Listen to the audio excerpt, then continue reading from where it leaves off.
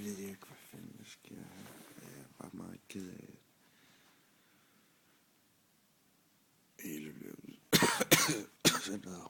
Jeg hader min familie. Hvad skal vi så lave den med noget? Hvad det er mig, der er en lille fucking svækling, og bare render rundt og har et eller andet stort peniskompleks.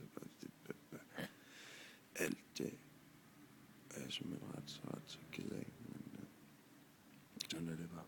Men det ændrer ikke på, at du bare skal hilse din familie. Altså, der var lige et eller andet flot.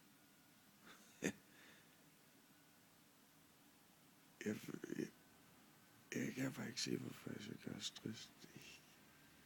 Altså, jeg har gået sådan en balancegang, hvor jeg har tilladt mig at være trist, for bare at kunne hive nogle triste ting frem på kommando i et stykke tid. Og så skal jeg så blive gjort til en, der er trist.